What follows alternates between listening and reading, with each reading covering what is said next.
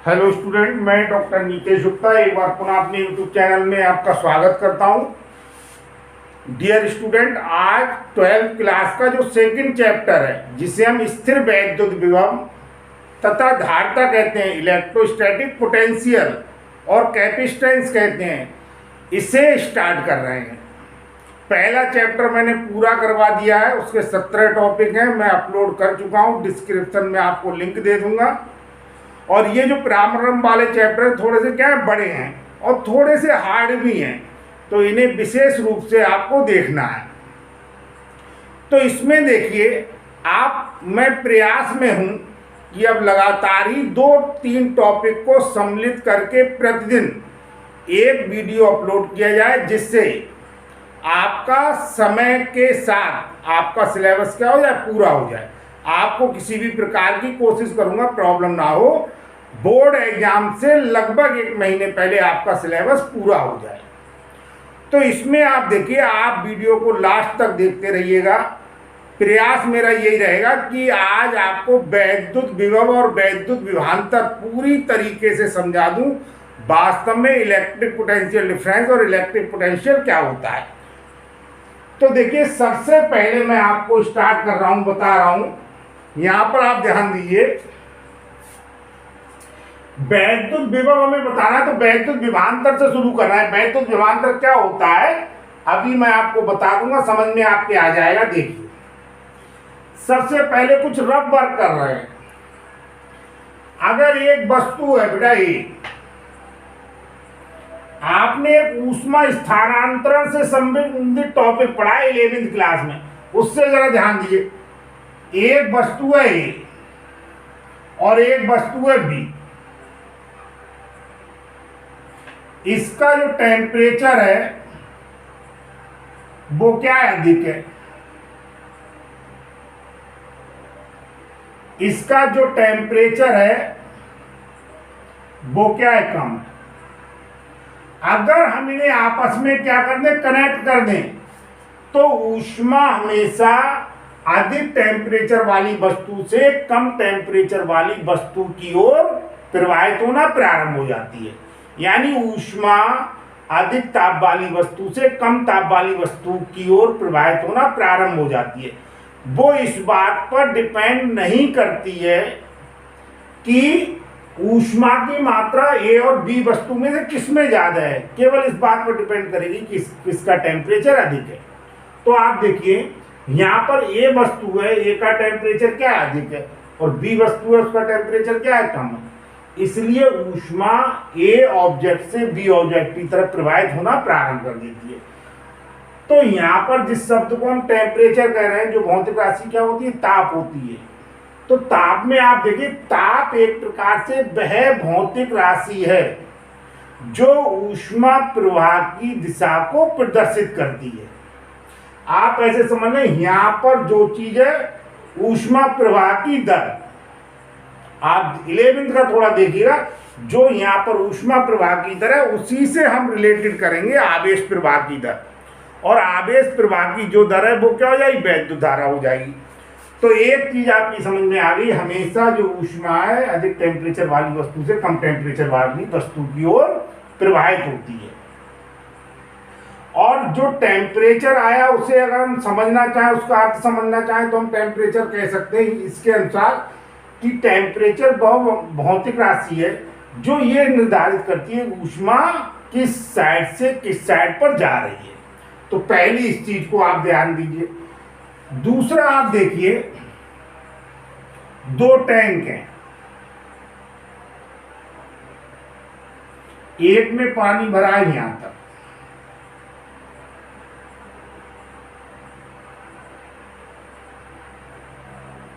और जो दूसरा टैंक है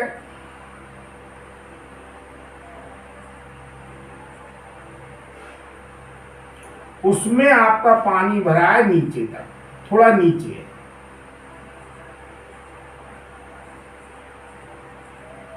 इसका तल क्या है, इसका जो तल है वो ऊपर है और इसका जो तल है वो क्या है, नीचे है। अगर हम इन्हें किसी पाइप के द्वारा, आप ऐसे मान लीजिए किसी पाइप के द्वारा दोनों टैंकों को क्या कर दें, कनेक्ट कर दें, जोड़ दें, तो हमेशा जो जल है या पानी है वो क्या हुआ, जिसका तल ऊंचा है उससे नीचे तल वाले टैंक में जाना प्रारंभ हो जाएगा। ठीक है, नहीं है? इस बात पर डिपेंड नहीं करता है कि आपका, मैंने आपको बताया ना, ये केवल इस बात पर डिपेंड करता है कि जिसका तल क्या है, जिसका तल ऊंचा है उससे नीचे वाले तल की ओर जाना प्रारंभ कर देगा। इस बात पर डिपेंड नहीं करेगा कि किसमें पानी की मात्रा ज्यादा है और किसमें पानी की मात्रा कम है। केवल इस बात पर डिपेंड करेगा कि किसका तल क्या है, ऊंचा है, और किसका तल क्या है, नीचा है। इस बात पर डिपेंड नहीं करेगा, मैंने आपको बताया, कि किसमें पानी की मात्रा ज्यादा है और किसमें पानी की मात्रा कम है। ध्यान से समझिएगा। जैसे मैंने आपको बताया था, अधिक टेम्परेचर से कम टेम्परेचर वाली वस्तु की ओर ऊष्मा का प्रवाह होने लगेगा। इस बात पर डिपेंड नहीं करेगा कि ऊष्मा की मात्रा किसमें अधिक है या किसमें कम है। तो दो मैंने आपको बताए, एक तो ऊष्मा से बताया और एक किससे बताया, जल के तल से। ये तो मैंने ऊष्मा के द्वारा बताया और ये चीज मैंने बताई जल के तल के द्वारा। अब देखिए क्या होता है वैद्युत विभवांतर। वैद्युत विभवांतर पहले इसलिए बता रहे हैं, जब आप वैद्युत विभवांतर समझ जाएंगे तो वैद्युत विभवांतर के समझ जाने पर आप वैद्युत विभव भी समझ जाएंगे। जिस प्रकार से मैंने आपको बताया, ऊष्मा का जो प्रवाह है वो अधिक ताप वाली वस्तु से कम ताप वाली वस्तु की ओर होता है। ऊष्मा का प्रवाह केवल टेम्परेचर पर डिपेंड करता है कि किसका टेम्परेचर ज्यादा है और किसका टेम्परेचर कम है। इस बात पर डिपेंड नहीं कर रहा है कि किसमें ऊष्मा की मात्रा ज्यादा है और किसमें ऊष्मा की मात्रा कम है। हमेशा ऊष्मा का प्रवाह अधिक ताप वाली वस्तु से कम ताप वाली वस्तु की ओर होता है। इसी प्रकार से जो मैंने आपको बताया, दो टैंक हैं और एक टैंक में पानी का तल ऊपर है और एक टैंक में पानी का तल क्या है, नीचे है। तो हमेशा ऊपर तल वाले टैंक से द्रव का जो प्रवाह होगा वो नीचे तल वाले टैंक की ओर होगा। इस बात पर डिपेंड नहीं करेगा कि किसमें पानी की मात्रा ज्यादा है और किसमें पानी की मात्रा कम है। ठीक इसी प्रकार से जब विद्युत आवेश प्रवाहित होता है तो धन विद्युत आवेश हमेशा अधिक विभव वाली वस्तु से कम विभव वाली वस्तु की ओर प्रवाहित होता है। इस बात पर डिपेंड नहीं करता है कि किसमें आवेश की मात्रा कम है और किसमें आवेश की मात्रा ज्यादा है। केवल वो इस बात पर डिपेंड करेगा कि किसका वैद्युत विभव अधिक है और किसका वैद्युत विभव कम है। धन आवेश हमेशा अधिक वैद्युत विभव वाली वस्तु से कम वैद्युत विभव वाली वस्तु पर की ओर प्रवाहित होता है। इसी के आधार पर आगे फिर क्या बताया गया है, वैद्युत विभवांतर को समझाया गया है। तो वैद्युत विभव क्या है, वैद्युत विभव इस बात को निर्धारित करता है कि वैद्युत आवेश किस डायरेक्शन से किस डायरेक्शन में जाएगा। अगर पॉजिटिव आवेश है तो हमेशा उच्च विभव वाली वस्तु से निम्न विभव वाली वस्तु की ओर प्रवाहित होता है, लेकिन यदि आवेश निगेटिव है तो निगेटिव आवेश नीचे विभव वाली वस्तु से ऊंचे विभव वाली वस्तु में प्रवाहित होता है। तो यहाँ पर अब आप समझ सकते हैं कि वास्तव में विभवांतर क्या होता है। आप सीधे सीधे समझ लें, अभी मैं वैद्युत विभव बताऊंगा कि वैद्युत विभव का जो अंतर है वही क्या होता है, वैद्युत विभवांतर कहलाता है। अब आप देखिए बेटा, यहां पर ध्यान दीजिए, कोई आवेश है प्लस क्यू। जैसा कि मैंने आपको बताया, इसके आसपास क्या हुआ, इसके आसपास जैसा हम जानते हैं क्या होगा, एक वैद्युत क्षेत्र उत्पन्न हो जाएगा। ये क्या उत्पन्न हो गया, आप मान लीजिए ये उत्पन्न हो गया वैद्युत क्षेत्र।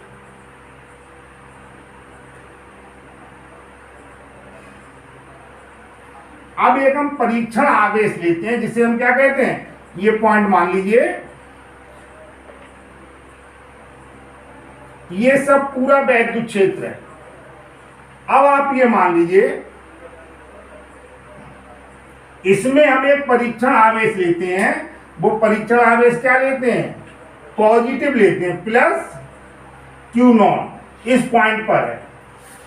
अब चूंकि ये जो पॉजिटिव चार्ज हमारे पास है, ये जो परीक्षण आवेश हम धनात्मक ले रहे हैं, इनके बीच क्या करेगा, प्रतिकर्षण का बल लगेगा, और प्रतिकर्षण का बल लगने के कारण ये क्या करेगा, इसे दूर हटाएगा, इसे दूर हटाएगा। और आप क्या कर रहे हैं, आप इस आवेश को क्या लाना चाह रहे हैं, वैद्युत क्षेत्र के अंदर लाना चाह रहे हैं। कहां पर लाना चाह रहे हैं, वैद्युत क्षेत्र के अंदर, एक बिंदु से दूसरे बिंदु तक। तो इस पर लगने वाला जो बल है, आप समझ रहे हैं, बल किधर लग रहा होगा, बाहर की ओर। और आप ये मान लें वैद्युत क्षेत्र के अंदर आप बी पॉइंट से क्या कर रहे हैं, ए पॉइंट पर ला रहे हैं। आप समझ रहे हैं, दोनों चार्ज पॉजिटिव होने के कारण इनके बीच लगने वाला बल कैसा हो जाएगा, प्रतिकर्षण बल हो जाएगा। और प्रतिकर्षण बल के कारण ये क्या होगा, दूर हटेगा, बाहर की ओर जाएगा। और आपको क्या करना है, वैद्युत क्षेत्र के अंदर ही बी पॉइंट से ए पॉइंट तक लाना है। तो बी पॉइंट से ए पॉइंट तक लाओगे तो आपको क्या करना पड़ेगा, जो बाहर की ओर वैद्युत बल लग रहा है उसके विरुद्ध क्या करना पड़ेगा, कार्य करना पड़ेगा। तो बी पॉइंट से ए पॉइंट तक आप ला रहे हैं इस साइड पर। बी पॉइंट से ए पॉइंट तक लाने में आपको जो कार्य करना पड़ा, W से रिप्रेजेंट कर देंगे, उस कार्य को अगर हम Q0 से डिवाइड कर देंगे, ठीक है नहीं है। ध्यान दीजिए, वैद्युत क्षेत्र के अंदर धन परीक्षण आवेश को बी पॉइंट से ए पॉइंट तक लाने में किया गया कार्य, और जो परीक्षण आवेश है इसका जो रेशियो होता है, अनुपात होता है, इसी को हम क्या कहते हैं, वैद्युत विभवांतर कहते हैं। तो देखिए यहां पर वैद्युत विभवांतर,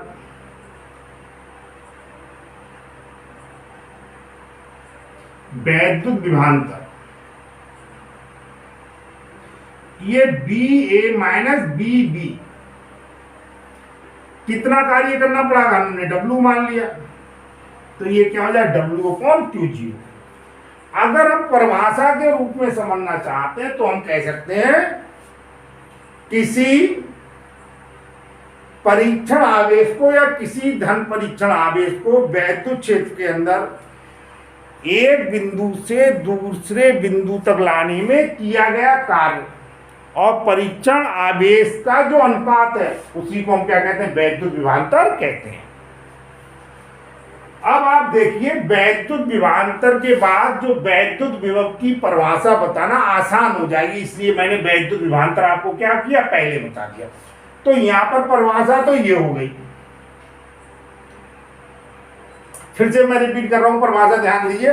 हम कह सकते हैं किसी परीक्षण आवेश को या धन परीक्षण आवेश को वैद्युत क्षेत्र के अंदर, वैद्युत क्षेत्र के अंदर एक बिंदु से दूसरे बिंदु तक लाने में किए गए कार्य और परीक्षण आवेश के अनुपात को हम वैद्युत विभवांतर या इलेक्ट्रिक पोटेंशियल कहते हैं। ये मैंने आपको बताया, ये पूरा जो है ये किसे रिप्रेजेंट कर रहा है, ये रिप्रेजेंट कर रहा है वैद्युत क्षेत्र। और Q0 आवेश को हम वैद्युत क्षेत्र में बी बिंदु से ए बिंदु तक ला रहे हैं, तो वैद्युत विभवांतर BA माइनस BB बराबर हो गया किया गया कार्य अपॉन Q0। अब हम इसी में ये मान लें, ये प्लस Q आवेश है, ये पॉइंट A है, और हम जिस पॉइंट B की बात कर रहे थे, ध्यान दीजिए, जिस पॉइंट को हम B मान रहे थे, इस पॉइंट को B मान रहे थे, हम मान लें B पॉइंट कहां पर है, B पॉइंट है अनंत पर। B पॉइंट कहां पर है, इंफिनिटी पर है। तो अनंत से जब हम परीक्षण आवेश को वैद्युत क्षेत्र के अंदर किसी बिंदु तक लाएंगे तो क्या करना पड़ेगा, कार्य करना पड़ेगा। ये जो आपका पॉइंट है ए पॉइंट क्या है, ए पॉइंट है वैद्युत क्षेत्र में। कहां पर है, वैद्युत क्षेत्र में, वैद्युत क्षेत्र में। यानी हम ये मान लें जो बी पॉइंट है, बी पॉइंट है अनंत पर। अब जो बी पॉइंट वैद्युत क्षेत्र के अंदर मान रहे तो उसे कहां पर मान ले, अनंत पर मान ले। अनंत पर मान ले तो अनंत से अगर हम परीक्षण आवेश को ए पॉइंट पर लाएंगे, और ए पॉइंट क्या है, ए पॉइंट प्लस क्यू चार्ज के किसमें है, वैद्युत क्षेत्र में है, तो हमें क्या करना पड़ेगा, कार्य करना पड़ेगा। तो हम क्या कह सकते हैं, हम कह सकते हैं ये जो प्लस क्यू नॉट होता है, हम कह सकते हैं किसी परीक्षण आवेश को अनंत से वैद्युत क्षेत्र के अंदर किसी बिंदु तक लाने में किया गया कार्य और परीक्षण आवेश के अनुपात को हम उस बिंदु पर वैद्युत विभव कहते हैं। अगर अनंत पर हम वैद्युत विभव की बात करें तो अनंत पर वैद्युत विभव कितना होता है, अनंत पर वैद्युत विभव होता है 0। अगर आप देखिए, अगर हम इसे परिभाषित करना चाहें, वैद्युत विभव की हम परिभाषा लिख भी दे रहे हैं, किसी परीक्षण आवेश को अनंत से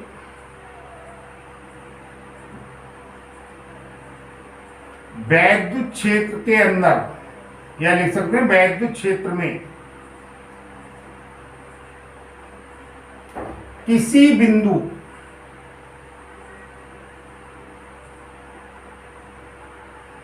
तक लाने में किया गया कार्य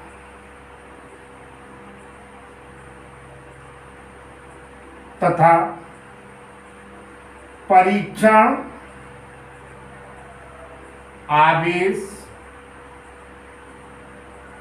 आवेश के अनुपात को वैद्युत विभव कहते हैं। ठीक है, मैंने बता भी दी, डेफिनेशन लिख भी दी, एक बार रिपीट फिर से कर दे रहा हूं जो मैंने इस पर लिखा हुआ है। किसी परीक्षण आवेश को अनंत से वैद्युत क्षेत्र में किसी बिंदु तक लाने में किया गया कार्य तथा परीक्षण आवेश के अनुपात को वैद्युत विभव कहते हैं। अब आप देखिए विभवांतर पर ही आइए, विभवांतर देखिए बी ए माइनस बी बी है ना, तो बेटा जो बी बी की हम बात कर रहे हैं, बी बी है एक प्रकार से बी पॉइंट पर क्या है, वैद्युत विभव है। बी पॉइंट पर क्या है, बी पॉइंट पर वैद्युत विभव। तो ये जो है, ये पॉइंट कहां पर है, इन्फिनिटी पर है, तो बी इन्फिनिटी बराबर क्या हो जाएगा, यहां से W अपॉन क्यू 0। और मैंने आपको बताया था इन्फिनिटी पर वैद्युत विभव क्या मानते हैं, हम 0 मानते हैं। तो ये क्या हो गया, 0।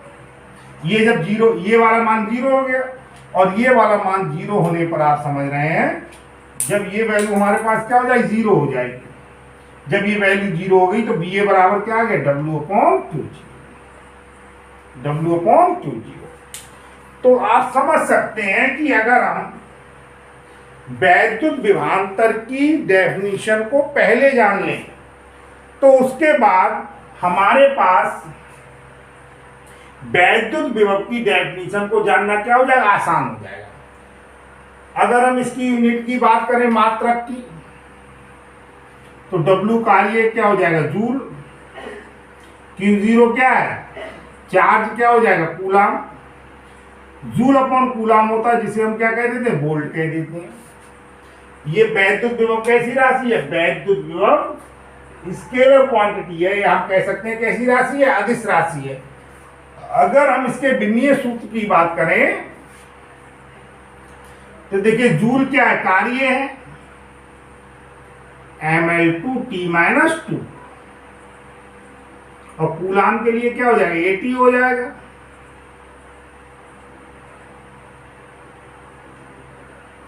तो बेटा कितना आ जाएगा, mL2T-3 और A-1। तो दो चीजें मैंने आपको स्पष्ट कर दी कि वैद्युत विभवांतर तथा वैद्युत विभव क्या होता है और ये एक दूसरे से क्या है, रिलेटेड है। यहां पर मैंने आपको वैद्युत विभवांतर बताने से पहले मैंने आपको एक ऊष्मा स्थानांतरण का बताया और एक बताया जल के स्थानांतरण का, और दोनों के स्थानांतरण के बाद मैंने आपको बताया किस प्रकार से हम वैद्युत विभवांतर निकालेंगे। तो वैद्युत विभवांतर जो है वो इस बात को एक प्रकार से डिसाइड करता है या तय करता है कि विद्युत धारा की दिशा, या हम ऐसे करते हैं जो आवेश है, आवेश प्रवाह दर को हम क्या कहते हैं, वैद्युत धारा कहते हैं। हम ये डिसाइड करेगा कि जो आवेश है वो किस दिशा से किस दिशा में जाएगा, इसको निर्धारण करने का कार्य क्या है, इसको निर्धारण करने का कार्य वैद्युत विभव का है। जिस प्रकार से यहाँ पर जल किस टैंक से किस टैंक में जाएगा, इस निर्धारण को करने का कार्य क्या है, जल का तल इस कार्य को करता है। इसी प्रकार से ऊष्मा किससे किस साइड पर जाएगी, इसको निर्धारण करने का ताप कार्य क्या करता है, ताप करता है। तो यहाँ पर आवेश जो है, ठीक है नहीं, आवेश किस दिशा में जाएगा इसको निर्धारित करने का जो कार्य करता है वो क्या करता है, वैद्युत विभव करता है। और वैसे यहां से अगर देखें तो वैद्युत विभव क्या हो गया, वैद्युत विभव हो गया दोनों बिंदुओं पर जो वैद्युत विभव है उसका अंतर वैद्युत विभवांतर कहलाएगा। सीधे सीधे डेफिनेशन में क्या कह रहे हैं, विभवांतर कह रहे हैं। यानी आप ऐसे समझ लें, ए पॉइंट पर भी कुछ वैद्युत विभव होगा और बी पॉइंट पर भी वैद्युत विभव होगा, इनका जो अंतर होगा वो क्या कहलाएगा, वैद्युत विभवांतर। देखिए अब आ रहे हैं एक जो टॉपिक है जिसमें हमें आपको बताना है कि किसी बिंदु आवेश के कारण किसी बिंदु पर वैद्युत विभव।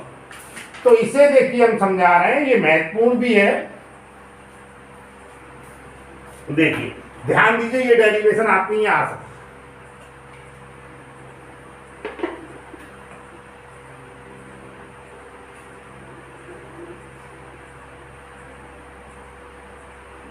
देखिए यहां पर आपको ये पॉइंट मान लीजिए, ध्यान से देखेंगे अब वो, और इस पर आप मान लीजिए कोई चार्ज रखा है +Q। अब आप देखिए इस पर हमने क्या किया, इस पर हमने एक पॉइंट जो है वो क्या मान लिया, इस पर हमने एक पॉइंट मान लिया A, और ये जो पॉइंट है वो इसके क्या है, वैद्युत क्षेत्र में है। अब हमने क्या किया, इससे आगे, इसी के आगे एक पॉइंट मान लिया B और एक पॉइंट क्या मान लिया C।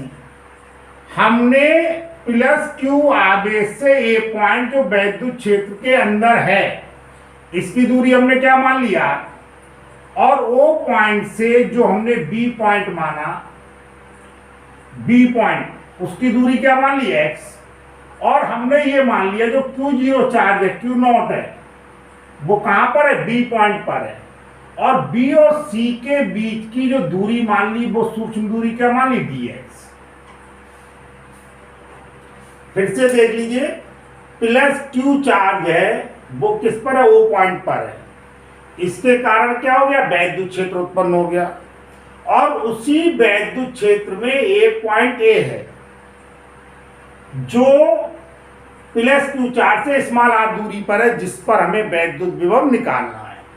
हमने वैद्युत क्षेत्र के अंदर +Q चार्ज से x दूरी पर एक पॉइंट कंसीडर कर लिया B, और उसी के पास एक पॉइंट छोटा पास में सूक्ष्म दूरी dx दूरी पर एक पॉइंट कंसीडर कर लिया C।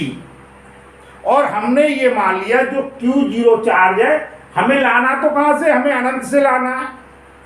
अनंत से Q0 चार्ज को A पॉइंट पर लाएंगे और लाने में जितना कार्य किया जाएगा, अगर हम Q0 से उसे डिवाइड कर देंगे तो आप समझ रहे हैं A पॉइंट पर वैद्युत विभव का मान निकल आएगा। अब आप देखिए, सबसे पहले हमने ये मान लिया जो Q0 चार्ज है वो B पॉइंट पर है। तो यहां पर आप देखिए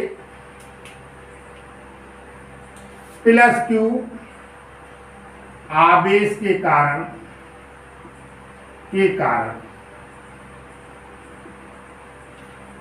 Q0 पर वैद्युत बल। अभी हमने कहां पर माना है, हमने माना है B पॉइंट पर। तो बेटा एफ होता है, एफ बराबर क्या पड़ा, कूलाम का नियम लगा दें, 1/4πε0 के बराबर विद्युतांक कितना हो जाए Q0, और अपान जो दूरी हो जाएगी आपकी, ये दूरी कितनी हो जाएगी, x² हो जाएगी। अब अगर Q0 चार्ज को Q0 पर अगर हम पॉजिटिव नहीं लगाएं कोई बात नहीं है, क्योंकि परीक्षण आवेश को हमेशा कैसा लेते हैं, पॉजिटिव लेते हैं। अगर हम Q0 आवेश को B पॉइंट से C पॉइंट पर लाएं, तो जैसा मैंने यहां पर आपको समझाया है, ये जो प्लस Q चार्ज है और जो Q0 चार्ज है, इनके बीच प्रतिकर्षण का बल लगेगा, तो प्रतिकर्षण बल की वजह से वो किधर जा रहे होंगे, दूर के लिए प्रतिकर्षित हो रहे होंगे, और उस प्रतिकर्षण बल के विरुद्ध जो एक प्रकार से वैद्युत बल है, प्रतिकर्षण बल भी क्या है, वैद्युत बल है, उसके विरुद्ध हम क्या कर रहे हैं, बी पॉइंट से सी पॉइंट पर ला रहे हैं। तो बी पॉइंट से सी पॉइंट तक लाने में किया गया कार्य, Q0 आवेश को B से C तक लाने में किया गया कार्य। यहां पर जो डिस्टेंस लेंगे है ना, इस पर बल तो लग रहा है इधर, और हम उसके क्या कर रहे हैं, विपरीत दिशा में जा रहे हैं, तो यहां पर डिस्टेंस क्या हो जाएगा, यहां पर डिस्टेंस हम लेंगे वो आपके पास क्या होगा, निगेटिव में लेंगे, उस डिस्टेंस को हम लेते हैं निगेटिव में। तो किया गया कार्य बराबर, देखिए सबसे पहले कार्य बराबर क्या होता है, बल गुणा विस्थापन या दूरी। अब आप देखिए F का मान रख दीजिए आप 1/4πε0 के, और Q0/x², और ये आपका माइनस dx। अब आप देखिए, अगर हम परीक्षण आवेश को अनंत से लाएं, अभी हमने बताया यहां से यहां तक की दूरियों को क्या करते हैं, छोटे छोटे भागों में डिवाइड कर लेते हैं।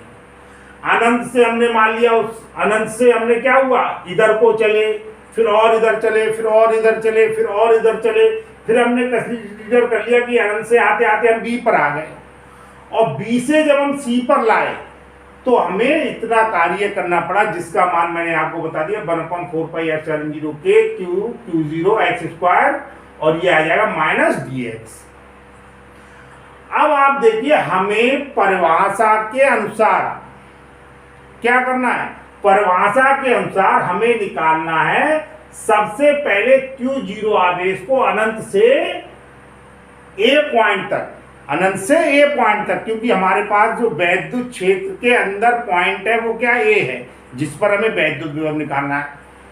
तो हम Q0 आवेश को अनंत से A बिंदु तक लाने में कितना कार्य करना पड़ेगा, इसका मान निकालें। तो देखिए,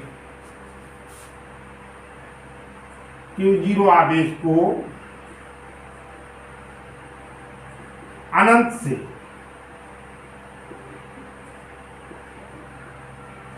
A तक लाने में किया गया कार्य है ना।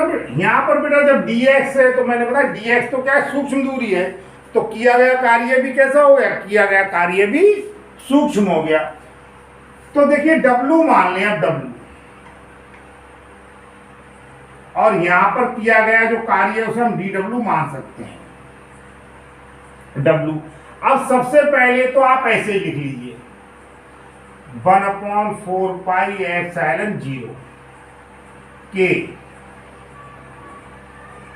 और ये आपका हो जाएगा माइनस, हम देखिए आगे ले रहे हैं, और Q0 हम लिख ले रहे हैं अलग, Q0, और इसे हम लिख ले रहे हैं dx/x²। ये माइनस आगे ले लिया, और ये हमने क्या किया, ये इस तरीके से लिख लिया, सेट करके लिख लिया। अब मेन काम देखिए, हमें क्या करना है, लिमिट लगानी है। तो आप देखिए इसका इंटीग्रेट करेंगे, इसका इंटीग्रेशन कर देंगे, इसको इंटीग्रेट कर देंगे, और इंटीग्रेट करने के लिए हम क्या लगाएंगे, लिमिट लगाएंगे। लिमिट आप देखिए हम कहां से ला रहे हैं, ध्यान दीजिए, मैं रेड कलर से लिख दे रहा हूं, जिसे हम ला रहे हैं अनंत से, और अनंत से कहां तक ला रहे हैं, अनंत से हम ला रहे हैं ए पॉइंट तक, और ए पॉइंट प्लस क्यू से कितनी दूरी पर है, स्मॉल आर दूरी पर। तो इसका एक तो हम समाकलन करेंगे, इंटीग्रेशन करेंगे, और इंटीग्रेशन में जब हम लिमिट लगाएंगे तो इंफिनिटी से कहां तक लगाएंगे, आर तक, इंफिनिटी से आर तक। इंफिनिटी से हम कहां पर ला रहे हैं, ए पॉइंट पर ला रहे हैं, और ए पॉइंट की दूरी क्या है, आर, इसलिए लिमिट क्या लग गई, इंफिनिटी टू आर। अब आप देखिए, थोड़ा सा स्पेस कम है, मैं यहां पर ही लिख दे रहा हूं, इस पर लिख रहा हूं, इतने में ही मैं समझा दूंगा, समझ में आ जाएगा। अभी तो एक लाइन नीचे बढ़ सकता है।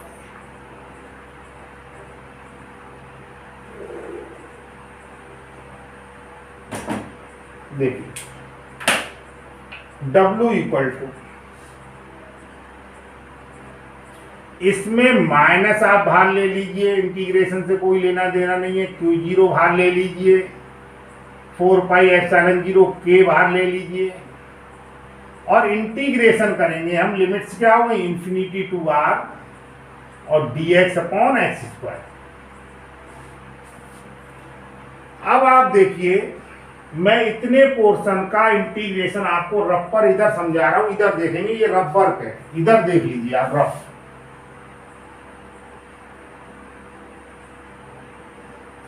इसे हम लिख सकते हैं integration infinity to R, X square को ऊपर ले जाएंगे तो क्या हो जाएगा, एक्स माइनस 2 और dx बराबर, एक मैंने आपको इसके इंटीग्रेशन के लिए फार्मूला लगा रहा है, वो भी आप देख लीजिए, फार्मूला ये होता है integration x to the power n dx। इसमें क्या करते हैं हम, एक पावर को ऊपर जोड़ देंगे, और जो पावर जोड़ेंगे उसी से क्या कर देंगे, भाग देंगे। तो इसे अगर हम सॉल्व करें, ये तो फार्मूला लगा रहे हैं, इसे हम सॉल्व करें तो इसमें क्या करेंगे, अभी लिमिट तो लगा ही देंगे। जब हम इसे सॉल्व करेंगे तो x की पावर -2 में 1 जोड़ेंगे तो क्या हो गई, -1, और इसी में -2 में 1 जोड़ के भाग दे देंगे तो क्या हो गया, -1। और ये लिमिट्स आपकी जो है वो लिमिट्स हम यहाँ पर इसी प्रकार से अप्लाई कर देंगे। तो आप देख सकते हैं, ये रबर का है, मैं लाइन खींच दे रहा हूं जिससे कंफ्यूजन ना हो आपको। तो जो फार्मूला हम यहां पर अप्लाई कर रहे हैं वो कर रहे हैं x की पावर n dx का इंटीग्रेशन। तो x की पावर n+1 अपॉन n+1 हो जाएगा, जिसे अगर हमने सॉल्व किया है तो देखिए -q0 4 पाई एप्सिलॉन 0 के, ये आप देख रहे हैं x की पावर -1 अपॉन -1 है, तो ये तो हो गया माइनस, और x की पावर -1 जब नीचे जाएगी तो x की पावर क्या हो जाएगी, +1, क्या हो जाएगी, +1, और लिमिट्स हो जाएंगे infinity to R, infinity to R. W बराबर माइनस माइनस प्लस हो जाएगा, तो चलिए Q0 और 4 पाई एप्सिलॉन 0 के माइनस ये वाला और ये वाला माइनस क्या होगा, प्लस। जब हम लिमिट लगाते हैं, 11th क्लास में भी मैंने बताया, वैसे भी आप कई बार प्रयोग कर चुके होंगे, तो upper limit minus lower limit लगाते हैं तो 1 अपॉन एक्स की जगह पे क्या कर देंगे, आर माइनस, इस माइनस से मतलब नहीं है, मैंने बताया ये वाला माइनस और ये वाला माइनस क्या हो गया, प्लस हो गया। तो अपर लिमिट लगाई तो 1 upon R minus 1 upon, lower limit लगाई तो क्या हुई, इंफिनिटी। तो W इक्वल टू, ये तो 1 अपॉन इंफिनिटी वैल्यू कितनी हो गई, 0 हो गई, तो ये आ गया Q0 4 पाई एप्सिलॉन 0 के, और ये हो गया 1 अपॉन आर। अब जैसा आप जानते हैं वैद्युत विभव जो होता है, वैद्युत विभव यानी ये बिंदु पर वैद्युत विभव। B बराबर क्या हो जाएगा, W/Q0। W/Q0 जब Q0 से डिवाइड करेंगे तो आपका Q0 से डिवाइड करने पर ये Q0 कैंसिल हो जाएगा। B बराबर आ जाएगा 1/4πε0K, और क्या आ जाएगा, Q/R। कितना आ जाएगा, Q/R। इस प्रकार से हम किसी बिंदु आवेश के कारण किसी बिंदु पर वैद्युत विभव निकाल सकते हैं, जिसका मान B बराबर 1/4πε0K Q/के आगे आ रहा है। तो आज हमने इस वीडियो के अंदर 3 टॉपिक कवर किए हैं, और आप चाहें तो इसका स्क्रीनशॉट ले सकते हैं। एक टॉपिक आपका था वैद्युत विभव, जिसे कहते हैं इलेक्ट्रिक पोटेंशियल। दूसरा टॉपिक था इसमें वैद्युत विभवांतर, जिसे इलेक्ट्रिक पोटेंशियल डिफरेंस कहते हैं। और तीसरा टॉपिक डेरिवेशन के रूप में आपके यहाँ आ सकता है किसी बिंदु आवेश का